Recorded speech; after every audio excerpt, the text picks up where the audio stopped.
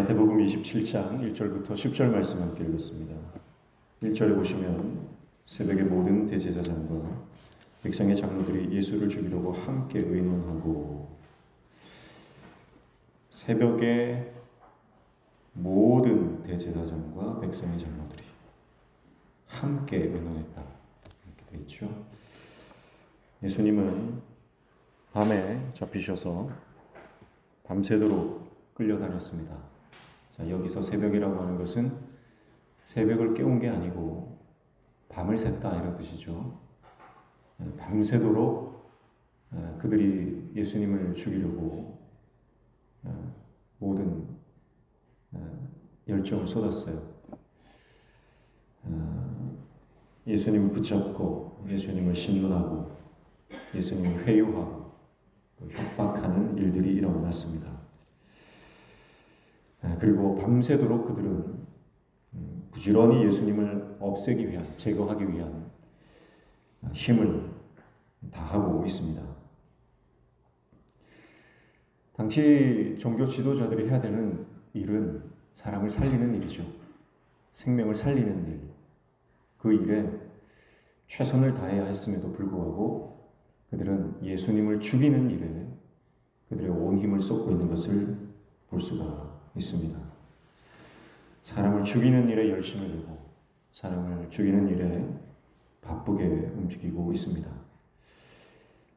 그러나 예수님의 입장에서 보면요, 예수님은 밤새도록 우리를 위해서 그 십자가의 고난의 길을 가고 계신 거예요.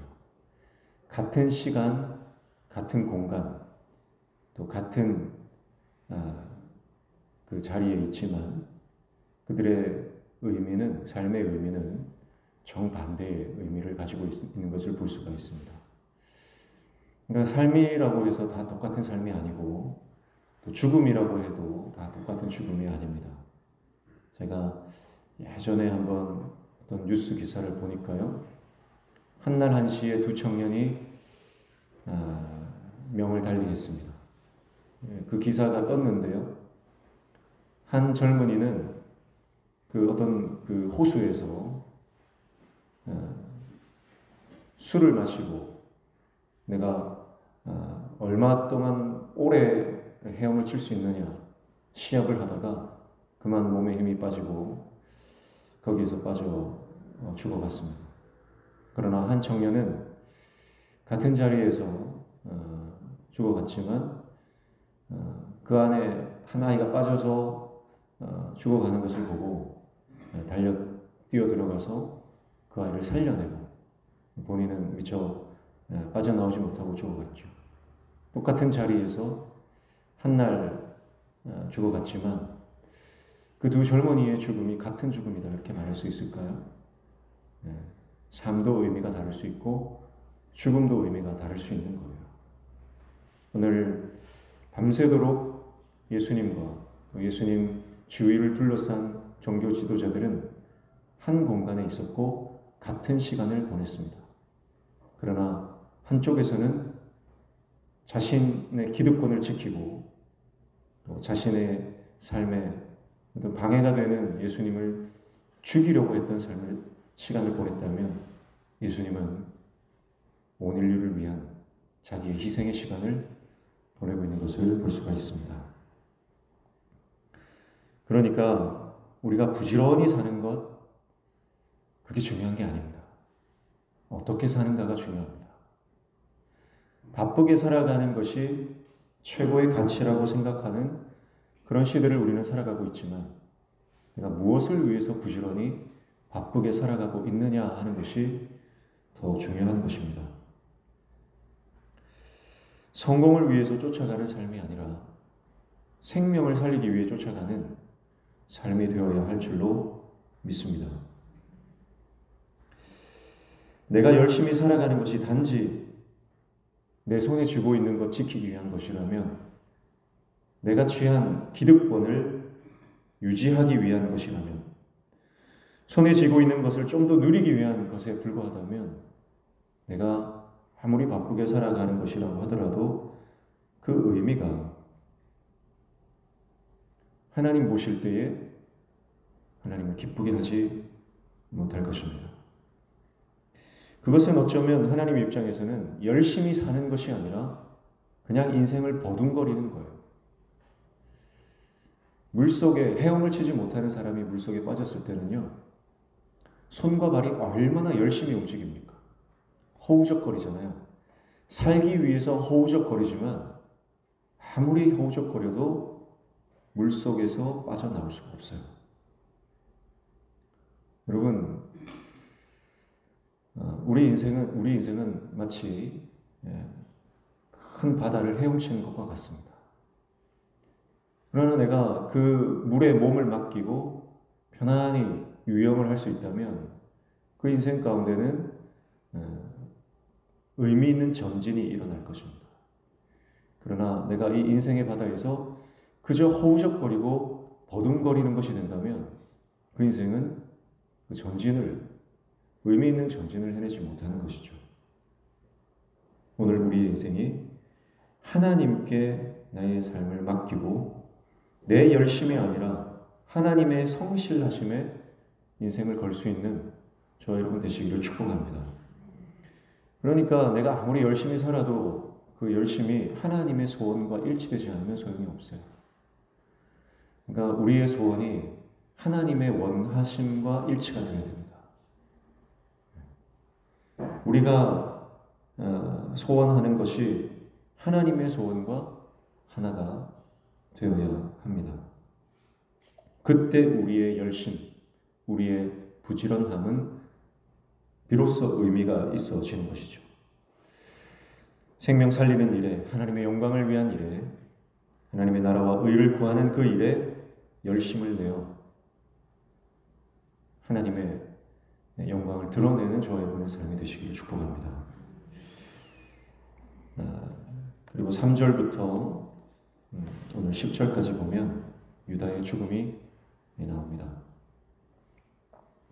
3절에 보시면 그때에 예수를 판 유다가 그의 정죄됨을 보고 스스로 뉘우쳐 그 은 30을 대제사장들과 장로들에게 도로 갖다 주며 그렇게 말씀을 하죠.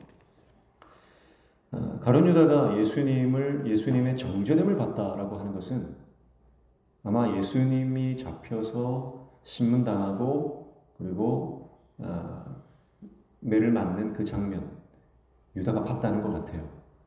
그 현장에 베드로만 있었던 것이 아니고 유다도 있었던 것 같습니다. 그래서 죄 없는 예수님, 유다는 알았거든요. 예수님은 아무 죄가 없다는 것. 3년 동안 따라다니면서 예수님에 대해서 실망했지만 그러나 예수님이 죄가 없다는 것, 그리고 예수님은 옳은 일들만 하셨다는 것, 의로운 분이라는 것 사실은 알거든요.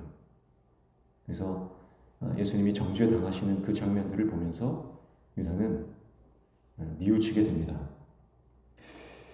그런데 여기서 뉘우치다라고 하는 이 뜻은요, 메타멜로마이라고 하는 헬라어인데 이것은 근심하다, 마음을 되돌리다라고 하는 뜻이에요. 근데 이것은 회개가 아닙니다.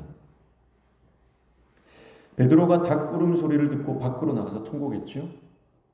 마찬가지로 유다도 자신의 잘못된 결정을 뉘우치고 있습니다. 그런데 거기서 끝이에요. 회개의 자리까지는 나아가지 못합니다. 그리고 성급하게 그는 자신의 목숨을 내던지는 것입니다. 그래서 구약 성경에 보면요, 스스로 목숨을 끊었던 아히도벨이라는 사람이 나오죠. 그는 원래 다윗의 청략가였지만 압살롬의 편에 붙어서 다윗을 죽이고자 했던 사람입니다. 다윗이 도망을 갔을 때에 아직 멀리 못 간 그때 아히도벨은 압살롬에게 지금 급습해서 다윗을 처리하면 반드시 승리할 것이다 라고 하는 계략을 내놓았죠. 그런데 압살롬이 듣지를 않습니다. 그래서 사무엘하 17장에 보면 이 아히도벨이 그의 계략대로 되지 않음을 보고 고향으로 돌아가서 스스로 목매어 죽었다. 그렇게 나와요.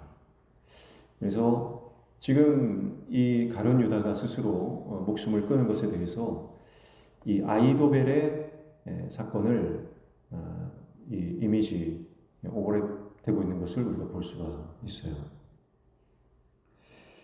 그러니까 가룟 유다가 스스로 목숨을 끊은 것은 자기 뜻대로 되지 않았기 때문이다, 이렇게 볼 수 있어요. 자기 계략대로 되지 않았다. 자기 뜻대로 되지 않았다. 결국 그의 사망으로 은 30은 주인을 잃었죠. 그래서 결국 그 돈으로 한 땅을 사서 묘지로 삼습니다. 결국 부정한 종교 지도자들의 호주머니에서 나왔던 그 돈은 부정하게 쓰여졌고, 그리고 그들이 생각한 부정한 자들을 위한 부정한 묘지값으로 쓰여집니다. 그리고 그 땅은 이후에 피밭으로 불리게 되죠. 돈이라고 하는 것은 가치 중립적인 겁니다. 그러나 그 돈이 누군가에 의해서 쓰여지고 어떻게 쓰여지느냐에 따라서 그 결과는 다른 것이죠. 어쨌든 예루살렘 남쪽 흰놈의 골짜기 어딘가로 추정되는 이 피밭은요, 초대교회 성도들에게 잊혀지지 않는 장소로 회자됩니다. 그리고 그 땅을 보는 사람들마다 가룟 유다를 생각하게 되고 영적인 경계심을 불러일으키는 그런 부정한 땅이 되는 것이죠. 자, 여러분, 유다가 돈을 돌려주려고 했고 돌려줬고 그리고 스스로 목숨을 끊은 것은 예수님이 죄 없이 그렇게 고통당하는 것에 대한 죄책감이 작용을 했겠지만 더 큰 것은 자기 뜻대로 되지 않았던 그 심리가 더 컸다는 것을 우리가 알 수가 있습니다. 그리고 돈을 돌려주고 그리고 스스로 목숨을 끊은 것은 바로 예수님의 죽음에 대해서 자기 스스로 책임지려고 했던 심리가 컸음을 알 수가 있어요. 그러니까 유다는 마지막까지 스스로 자기 인생을 자기가 어떻게 좀 수습하고 책임지려고 했던 사람이에요. 자기의가 굉장히 강했던 사람이다, 그렇게 볼 수가 있는 것입니다. 여러분, 이것이 베드로와 유다의 가장 큰 첫 번째 차이점입니다. 베드로는 어떻습니까? 베드로는 하나님 앞에서 완전히 무너졌습니다. 예수님을 부인하고 새벽닭이 울자 그는 완전히 무너졌어요. 완전히 무너졌습니다. 그런데 유다는요, 그렇게 나약하게 무너지는 것을 스스로 용납할 수가 없었어요.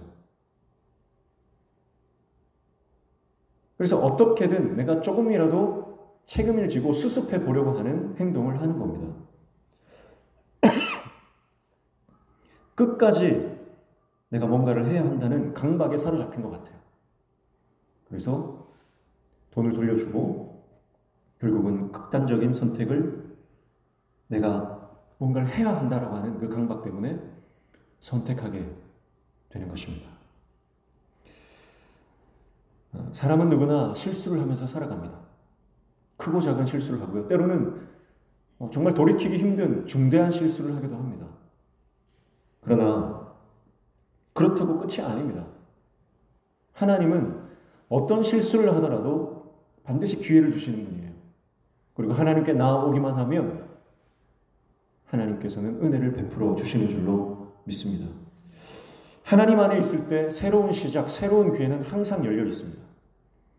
그러나 가룟 유다는 하나님께 돌아오는 것을 선택하지 않고 끝까지 내가 할 수 있는 이 뭔가를 생각하고 몰두했어요. 그래서 마지막 자기가 할 수 있는 일을 선택한 것이 되는 것이죠. 사랑하는 성도 여러분, 어떠한 범죄의 한 사실이 있어도 아무리 중대한 실수를 했다 하더라도 하나님 앞으로 나아가시기를 축복합니다. 그러면 새로운 길이 열립니다. 그 새로운 길을 여는 그 열쇠는 바로 회개입니다. 그래서 가룟 유다가 했던 것은 후회이지 회개가 아닙니다. 뉘우쳤다라고 하는 것은 그가 그냥 후회하는 것에 머물렀다는 것을 말해요. 회개는요, 후회가 아닙니다. 죄를 짓고서 후회하지 않는 사람은 별로 없죠. 정말 소시오패스, 사이코패스 같은 사람들은 잘못을 해도 후회하지 않습니다. 그러나 대부분의 사람들은요, 양심이 있습니다. 그래서 그 양심 때문에 우리는 후회하게 되죠. 그러나 후회에 머물러서는 안 됩니다. 후회가 회개가 아니거든요. 후회하신다면 돌이켜 주님께로 돌아가서 그 삶의 자리를 떠나야 됩니다.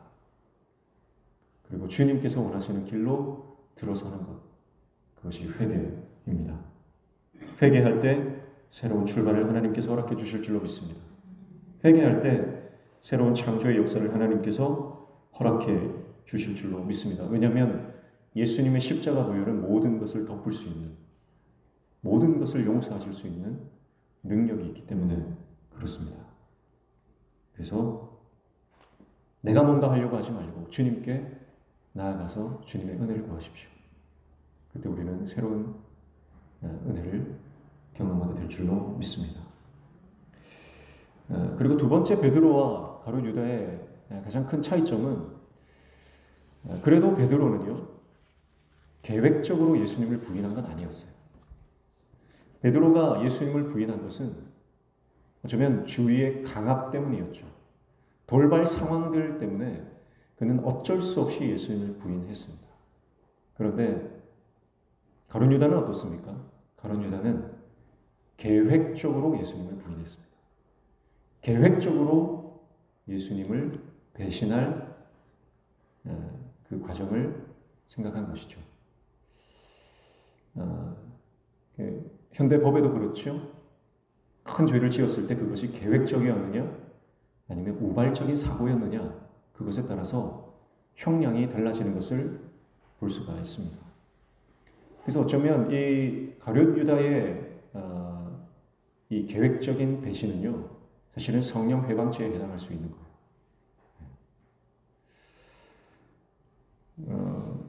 그래서 배신, 아비샤이라고 하는 사람의 배신이라고 하는 책을 보니까 배신에 대해서 이렇게 얘기를 했습니다. 우리는 인생 가운데 의도치 않은 이별을 하기도 하지만 때로는 배신을 통한 이별을 할 수도 있다, 이렇게 말을 해요. 그런데 이 배신과 의도치 않은 이별 사이에는 어떤 차이가 있는가, 이렇게 말하면서 이런 답을 내놓고 있습니다. 의도치 않은 이별은 과거에 영향을 미치지 않는다라고 합니다.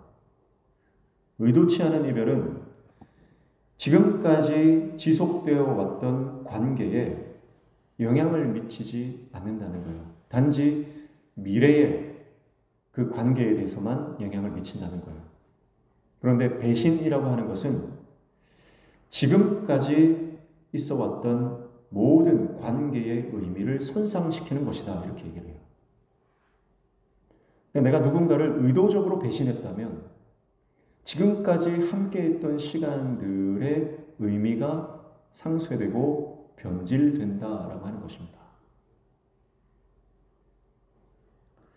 배신은 과거의 중요한 부분들을 빼앗아가고, 배신당한 사람에게는 지금까지의 관계들이 텅 빈 껍질처럼 보이게 됩니다.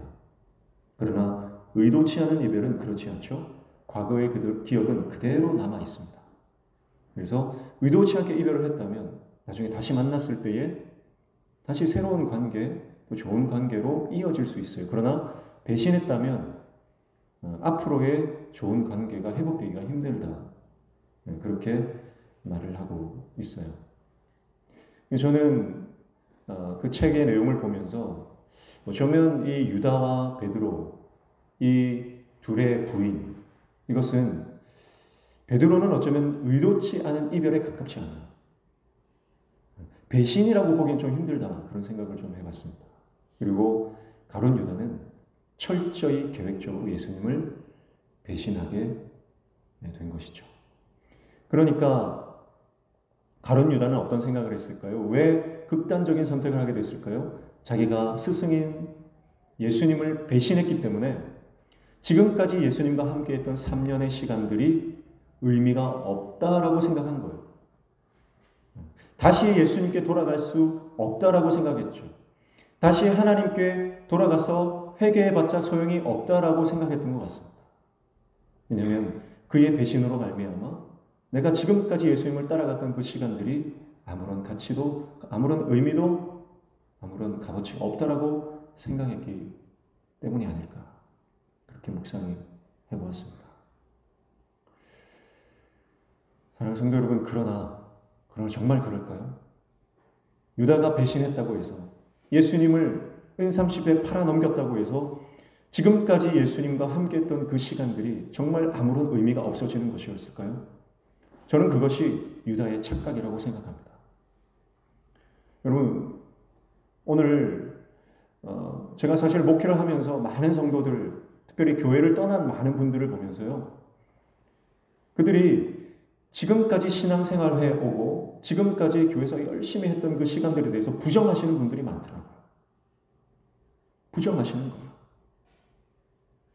그 시간들이 정말 소중했던 시간이고 의미 있었던 시간임이 분명함에도 불구하고 그 과거의 시간들을 후회하고 그 시간들을 애써 부인하려고 하는 것들을 많이 보게 됩니다.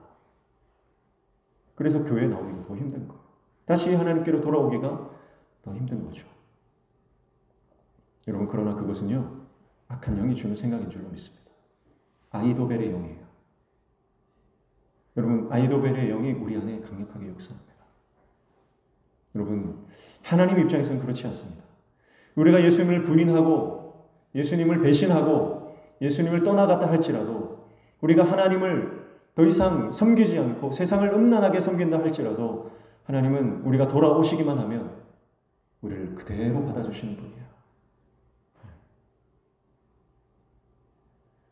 유다는 예수님을 오해한 겁니다. 유다는 하나님에 대해서 오해한 거죠. 그래서 그는 하나님께 돌아갈 수 없다, 그렇게 생각하고 스스로 극단적인 선택을 하게 된 것이 아닌가, 그렇게 생각합니다. 사랑하는 성도 여러분, 하나님은 오늘도 우리를 기다리시는 분이에요. 지금 이 순간도 우리를 기다리고 계신 분이에요. 우리를 애타게 기다리십니다. 그리고 우리가 돌아오기만 하면 우리에게 새로운 기회와 새로운 출발, 새 창조의 역사를 허락하시는 분입니다. 오늘 그 주님께 돌아가시기를 축복합니다. 그리고 우리를 위해서 십자가를 지시고 우리를 위해서 그 갈보리의 길을 걸어가시는, 고난의 길을 가시는 그 예수님을 깊이 묵상하는 저와 여러분 되시기를 주님의 이름으로 축복합니다. 기도하겠습니다. 하나님 아버지, 우리의 삶이 내 열심으로 버둥거리는 삶이 되지 않게 하여 주시고, 하나님께서 기뻐하시는 열심을 품고 살아가는 인생 되게 하여 주셔서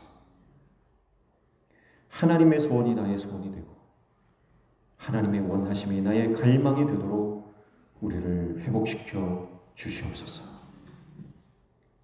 내가 뭔가 해야 직성이 풀리고 내가 뭔가를 하지 않으면 버틸 수 없는 나에게 집중하는 인생이 아니라 하나님 말씀을 붙잡고 하나님께 잠잠히 말씀을 묵상하는 하나님 앞에 머무르는 인생이 되도록 우리를 붙들어 주시옵소서. 오늘 이 아침에도 주님 앞에 나와 간구하며 기도하는 모든 제목들 들어 응답하여 주시고 우리 삶에 막혀진 문들이 열려지는 형통의 은혜를 허락하여 주시옵소서. 예수님의 이름으로 기도하옵나이다. 아멘. 말씀 붙잡고 기도